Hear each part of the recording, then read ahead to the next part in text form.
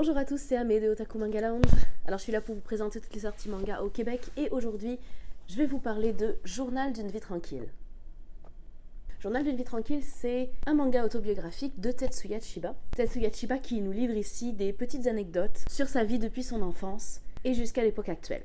Ça va être une série qui va être relativement courte puisque l'auteur, comme il explique dans le livre d'ailleurs, ne veut plus se lancer dans des longues séries. Et c'est fait de manière très simple, sur un ton très léger, et pourtant il en a des choses à dire cet auteur-là. Alors quand j'ai dit Tetsuya Chiba, j'espère que ça a sonné une petite cloche chez certains d'entre vous, puisque Tetsuya Chiba c'est un monument du manga.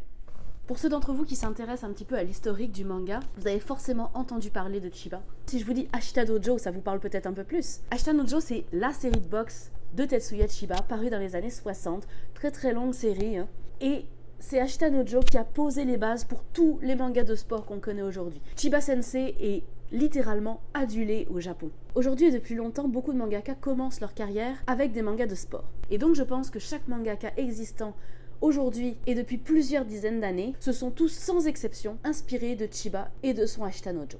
Pour vous aider un petit peu à réaliser l'impact qu'a eu Ashita Dojo sur le monde du manga, il faut replacer l'œuvre dans son contexte dans les années 60.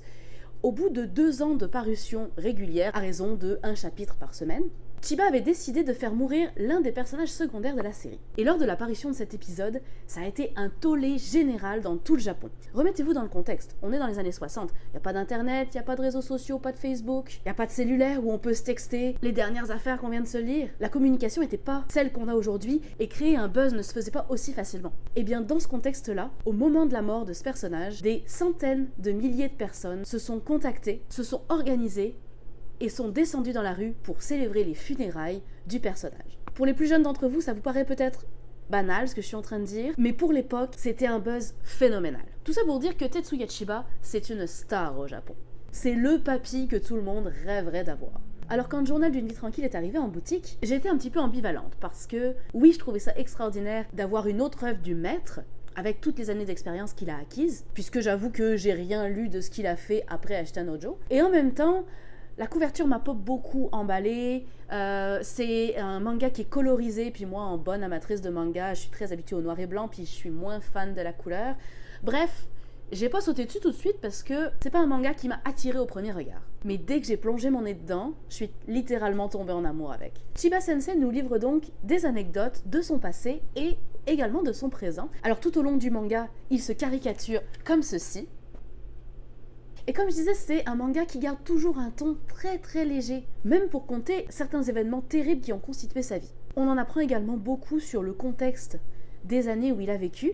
Alors il a grandi dans les années 40 et son père a fait partie de ces Japonais qui ont immigré en Chine pour faire de la business. Lui il était tout petit à l'époque, donc il se souvient pas vraiment de ses premières années au Japon, et il a donc grandi en Chine dans un environnement d'expatriés surprotégés, jusqu'au moment où, à la fin de la Seconde Guerre mondiale, quand le Japon a capitulé, les Chinois se sont révoltés contre cette invasion japonaise et les ont foutus dehors, voire les ont massacrés. Sa famille a donc dû fuir la Chine à pied pour trouver un bateau qui les ramènerait au Japon. Donc ce monsieur a une vie vraiment riche et il nous compte tous ces événements de manière très détachée, très légère, comme si c'était presque banal finalement.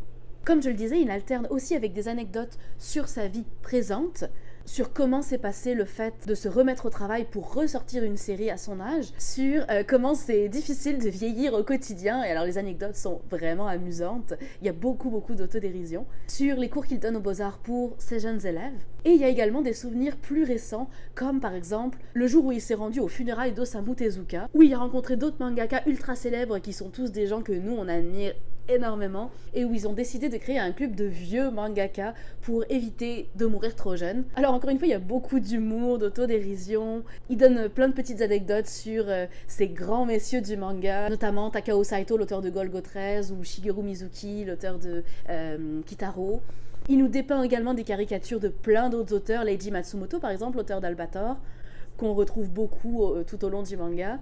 Bref, il y a comme une débauche d'artistes ultra connus, énormément admirés, mais qui pour lui sont son entourage de la vie de tous les jours, puis c'est normal de fréquenter ces gens-là. En plus, la partie qui me rebutait le plus dans ce manga, avant de l'avoir lu, c'était la colorisation, et finalement, c'est tellement beau, tellement bien fait, que je l'aurais presque regretté s'il avait été en noir et blanc. Bref, je vous encourage vivement à lire Journal d'une vie tranquille de Tetsuya Chiba, où vous retrouverez le mangaka au sommet de son art, dans toute la force de l'expérience qu'il a acquise après des dizaines et des dizaines d'années de travail. Et c'est là-dessus que je vais vous souhaiter une bonne journée.